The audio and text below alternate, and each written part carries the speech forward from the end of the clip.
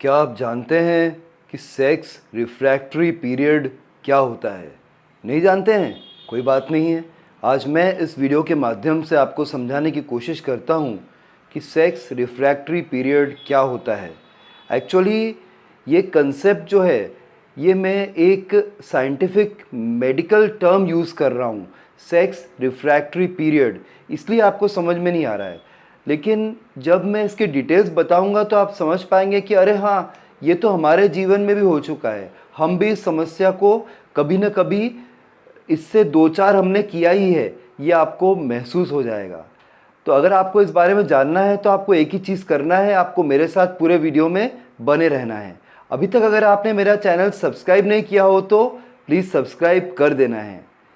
Sex refractory period का मतलब ये होता है कि जैसे एक बार आप सेक्स करते हैं, समझो कि आपका मूड हो गया कि संडे है और दोपहर के समय आप घर पर हैं और बेड पर आपकी बीवी आपके साथ है और मूड माहौल बराबर बन गया है और आपने सेक्स कर लिया। समझते हैं कि खाना खाने के बाद 2:30 बजे आपने सेक्स कर लिया। उसके बाद घर पे कोई भी नहीं था, तो आप दोनों ऐसे निवृत्त अवस्था में थोड़ी देर पड़े रहे और फिर आपकी इच्छा हुई कि यार एक बार और सेक्स कर लूँ। आप में वो अर्ज उठी, वो आग उठी, आप में ही नहीं, आपके पार्टनर में, उस महिला में भी, आपकी पत्नी में वो आग उठी कि एक बार और, let's do it one more time. तो फिर जब आप सेक्स करने गए तो आपको मालूम पड़ा कि आपके लिंग में कड़कपन आया ही नहीं, या आपको बहुत बहुत समय लग गया लेकिन कड़कपन नहीं आ रहा था, या कड़कपन आने में बहुत प्रॉब्लम हुई। तो क्या करना है वो तो मैं आपको बताऊंगा ही श्योरली, लेकिन अब उस दिन तो आपको कड़कपन आया ही नहीं। आपने वो शाम वो रात छोड़ दी और अगले दिन वापस जब आपने सेक्स किया दोपहर के समय ही या रात के समय, फिर बराबर लिंग में कड़कपन आया, आप आराम से सेक्स कर पाए। तो ये जो गैप है, एक बार आपने सेक्स किया है, दूसरी बार आप सेक्स करते हैं, इसके बीच में जो गैप है इसको ही रिफ्रैक्टरी पीरियड कहा जाता है। मतलब एक बार सफलतापूर्वक आपने सेक्स कर लिया है, उसके कितनी देर बाद आप दूसरी बार सफलतापूर्वक सेक्स कर पाएंगे, इसी का जो माप लगाते हैं आप, इसका जो मेजरमेंट करते हैं, उसे ही रिफ्रैक्टरी पीरियड कहा जाता है। इसे ऐसे कोई स्केल से मापना या टाइमर से मापना इम्पॉसिबल है। हर एक पर्सन का अलग अलग रिफ्रैक्टरी पीरियड होगा ही। समझो कि आप 20s में हैं, अभी अभी आपकी शादी हुई है, आपकी उम्र 22 या 23 है, तो ये भी हो सकता है कि 1 घंटे के अंदर ही आपका लिंग जो है वो ठीक तरीके से खड़ा हो जाए, सेक्स के लिए तैयार हो जाए। ऐसा भी हो सकता है कि 15 मिनट में ही खड़ा हो जाए। लेकिन अगर आप 40 साल की उम्र पार कर चुके हैं तो ये 15 मिनट का समय 50 मिनट भी हो सकता है या 15 घंटे भी हो सकता है। ये सब खेल जो है टेस्टोस्टेरॉन का होता है।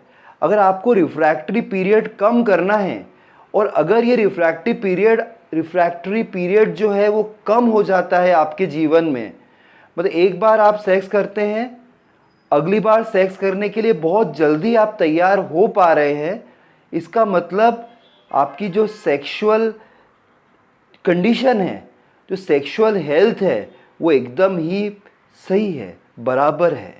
लेकिन अगर ये रिफ्रैक्टरी पीरियड बहुत ज़्यादा बढ़ जा रहा है, इसका मतलब आपकी सेक्सुअल हेल्थ में, आपकी सेक्सुअल कंडीशन में कुछ ना कुछ क्वेश्चन मार्क ज़रूर है। तो आपको क्या क्या चीज़ों का ध्यान रखना चाहिए जो कि बहुत ज़रूरी है, मैं बिल्कुल सरल भाषा में आपको समझाने की कोशिश करूँगा, क्योंकि जो चैनल आप देख रहे हैं इसका नाम ही सरल भाषा है। अभी तक अगर आपने मेरा चैनल सब्सक्राइब नहीं किया हो तो प्लीज़ सब्सक्राइब कर दीजिएगा, वीडियो को लाइक करिएगा, फ्रेंड से शेयर करिएगा और हाँ, बेल आइकन को ज़रूर हिट करिएगा जिससे मेरे सारे वीडियोस आपको आसानी से मिल जाएंगे। हाय, मैं हूँ अतुल, आपका होस्ट और दोस्त। सबसे पहली बात आपको ध्यान रखना है कि टेस्टोस्टेरॉन लेवल को सॉरी नीचे नहीं आने देना है। इसके लिए आपको सिट्रस फ्रूट का जूस रोज लेना चाहिए। संतरे का रस ले सकते हैं आप, अनार का रस बेस्ट है आपके लिए, पालक का प्रयोग करना है, नॉनवेज फूड खाना है और साथ में अल्कोहल का प्रयोग नहीं करना है, सिगरेट नहीं पीना है। ये सारी चीज़ें आप करेंगे तो आपका टेस्टोस्टेरॉन लेवल बढ़ने लगेगा। टेस्टोस्टेरॉन लेवल बढ़ा तो फिर कड़कपन आसानी से आएगा, रिफ्रैक्टरी पीरियड कम हो जाएगा, सेक्स रिफ्रैक्टरी पीरियड कम हो जाएगा। दूसरी बात, आपको एक्सरसाइज करना चाहिए। एक्सरसाइज करने से भी काफ़ी फ़ायदा हो सकता है। आप वॉकिंग करें या जिम जाएं सॉरी, दंड बैठक लगाएं, योगा करें, मेडिटेशन करें, इससे भी आपको फ़ायदा हो सकता है। तीसरा है, कुछ हर्ब्स आपको लेने चाहिए, जैसे अश्वगंधा हो गया, जिनसिंग हो गया या फिर शिलाजीत हो गया। इनका प्रयोग अगर आप रेगुलरली करेंगे, इसका कोई साइड इम्पैक्ट है ही नहीं। मैं ये नहीं कह रहा हूँ कि आपको वायग्रा लेना चाहिए, नहीं, वायग्रा तो तब लेना पड़ेगा कि जब बहुत देर हो जाएगी। भगवान न करे ऐसा कोई स्टेज आपकी ज़िंदगी में आए कि जब इरेक्टाइल डिस्फंक्शन आ जाए, उससे पहले ही सचेत हो जाना ज़रूरत है। ऐसा थोड़ी ना है कि जब प्यास लगेगी तभी कुआं खोदेंगे, उससे पहले ही कुआं खोद के रखना है कि नहीं। तो ये आपको ध्यान रखना है कि किसी तरीके से आपको हर्ब्स का प्रयोग करना है और अच्छी चीज़ें का खान पान करना है। पानी, 10 ग्लास पानी रोज़ पीना है। कभी कभी बॉडी डिहाइड्रेट हो जाती है, फिर स्पर्म काउंट भी गिर जाएगा।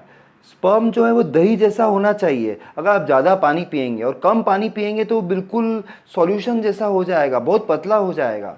और ये देखा भी होगा आपने कि 3-4 बार जब आप हस्त मैथुन करते हैं तो तीसरी, चौथी, 5वीं बार एकदम पतला लिक्विड निकलता है, जो वीर्य निकलता है। ऐसा ही सेक्स में भी है, तो उससे घबराना नहीं है, लेकिन आपको समझना है कि जैसे जैसे आप सेक्स करते जाएंगे वो लिक्विड पतला हो ही जाने वाला है। और ये जो रिफ्रैक्टरी टाइम है ना, ये आप हस्त मैथुन से प्रैक्टिस करके परफेक्ट कर सकते हैं। जैसे 1 घंटे का टाइम रखो, आपने एक बार हस्त मैथुन किया, फिर एग्जैक्टली 1 घंटे बाद फिर करके देखिए कि कड़कपन आ रहा है कि नहीं आ रहा है, वो वीर्य निकल रहा है, वो गाढ़ा है कि नहीं है।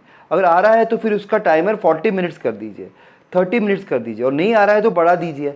इस प्रकार से इजीली आप 4-5-6 बार करते हैं, अगर वीक में या दिन में भी 3-4 बार करते हैं तो इजीली आप अपने रिफ्रैक्टरी टाइम को पता लगा सकते हैं। इससे क्या होगा कि आपको कोई एम्बैरेसमेंट नहीं होगा। स्पेशली वो जो मर्द हैं जो 40 साल की उम्र से ज़्यादा हो चुके हैं, उनको शर्मिंदगी महसूस नहीं होगी अपनी वाइफ या पार्टनर के सामने कि यार लिंग में कड़कपन नहीं आ रहा है। नहीं तो आप पे सवाल भी उठा सकती है, तो आपका मेल ईगो हर्ट हो सकता है, आपको बहुत परेशानी हो सकती है, आपकी जो सेक्सुअल प्रगाढ़ता है आपकी पत्नी के साथ वो खराब हो सकता है, आपके संबंध विच्छेद हो सकते हैं, डिवोर्स तक भी बात पहुंच सकती है। मैं आपको डरा नहीं रहा हूँ, पर ये हो जाता है। इसलिए इससे पहले ही बहुत ज़रूरी है कि आप अपने सेक्स रिफ्रैक्टरी टाइम को पता लगा लें, ठीक है। तो ये पूरा कॉम्प्रिहेंसिव जो रिसर्च मैंने आपके सामने पेश किया है, आई होप ये आपको अच्छा लगा, और अच्छा लगा तो चैनल को जरूर सब्सक्राइब करिएगा, वीडियो को लाइक करिएगा। फिर मिलता हूँ किसी और दिन ऐसी इंटरेस्टिंग इन्फॉर्मेशन आपके साथ शेयर करते हुए। तब तक के लिए बाय, टेक केयर फ्रेंड्स।